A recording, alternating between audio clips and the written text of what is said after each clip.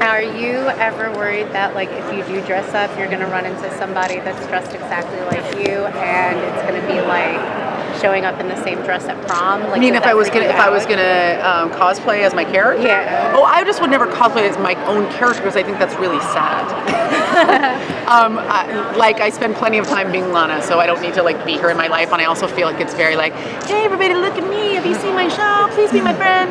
So I'm sure that like 10 of my actor friends are gonna be like, hey, fuck you, I just dressed up as my character. But I would just never dress up as Lana because I just feel like that's just deep, deep tragedy. I would cosplay as somebody else for sure. I really wanted to cosplay as Gwendolyn from Saga.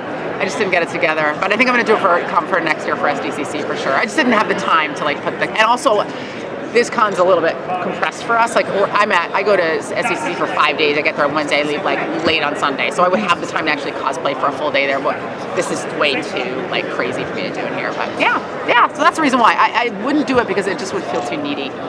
Sorry, everybody who's dressed up as their own character. Sorry about that. I'm Guns Green from Bubble Flabber. Hi. We did your cover. Oh yeah, the cover, my little naked cover. That was awesome. Yeah, I loved it. First, I know you like Maker's Mark. I do.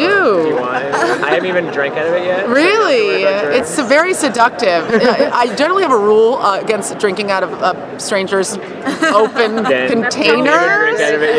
But stand by. We'll go get a cup or two. We'll share a drink. How about that? Sure. But anyway, how active do you think Lana wants Archer to be in the baby's life? I don't know. I mean, I think against her better judgment, she loves him. You know what I mean? Yeah. And I think she wouldn't have. Well, I think she had his baby because he's got excellent genetic material. But but I do think she loves him. I think they love each other. I mean, obviously, you know, he saved her life at the end of season 3. Season 4. He saved her life at the end of season 5. I mean, I think she was season 3. He was season 4. Yeah, that's right. And you know, and now they have a child together, and so they obviously really care for each other. I think she wants him to be a better version of himself, and I think she's pretty clear he's not going to be. And so a big part of the dynamic this season is trying to co-parent with someone who's a douchebag. Yeah. You know, and a drunk and a really reluctant adult. And so, I don't know. I don't think she wants him to not be himself. I think she just wants to be a more awesome himself than he's been so far. And I think he keeps insisting he wants to be a part of Abogene's life, and I think she's like, it's fine to tap out, dum-dum. Like, don't make promises, you know, don't write checks that your ass can't, you know, pay. And so it'll be interesting to see how many times he disappoints her. I'm guessing in this season 1,900 or maybe 2,000 times he's going to disappoint her over this season. Yeah. You're a pretty busy girl these days. You on The View or To talk.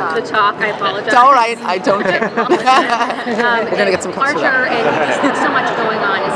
How is it creatively to have so many different resources and ways to be an artist in different venues? Oh, it's super satisfying. I mean, I wouldn't say that I engineered it this way in any kind of Machiavellian sense, but I must not have slept a lot last night, Machiavellian sense. But I do think that I am driven by a need to create as much as possible, and I'm really only pleased when I'm almost overwhelmingly busy.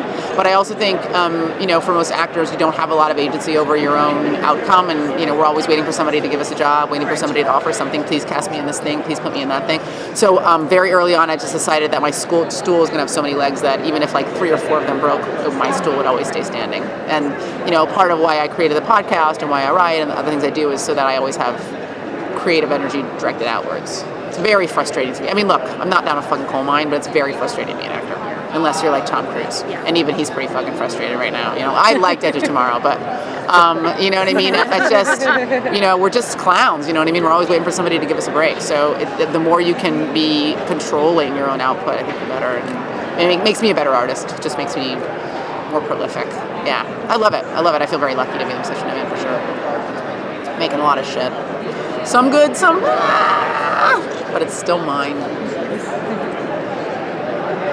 Don't feel any pressure. We can all just sit here in silence. Than saying she was on a different show. Right? Oh, it's all good. You. So many people have done that. You should just wipe that from your mind immediately. In my brain, don't say it. It's nice though. It's like we're having an uncomfortable moment here. It's like Thanksgiving at my house, right? Just everyone sitting around, no one knowing how to follow it up.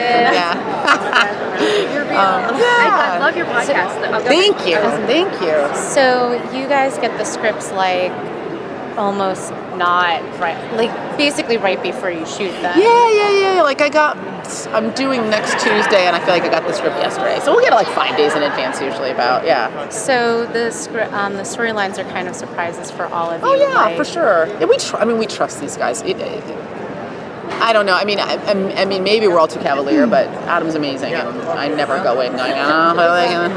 You know what I mean? We just surrender to the process. Everybody on the show is really good at making their roles funny, and the scripts come perfectly formed. And then occasionally we pitch. I mean, I don't know how the other guys work. Occasionally I'll pitch something in the booth, like, can I say this or can I add this? But I never walk in going, I don't think I can sell this, because they're always great. You know, so it's a really easy job to do, because I just show up and I spend an hour trying to make the guys I'm listening to in my headphones from Atlanta laugh. That's all. I don't have any other goal. I just read my line over and over again until I hear them laugh, and then I move on. It's a very surgical process for me. I don't have anybody read the other side of the conversation. I don't have to ramp up. I just say the line 80 times, they laugh. I say the next line 80 times, they laugh, like that. Yeah. Sorry. No.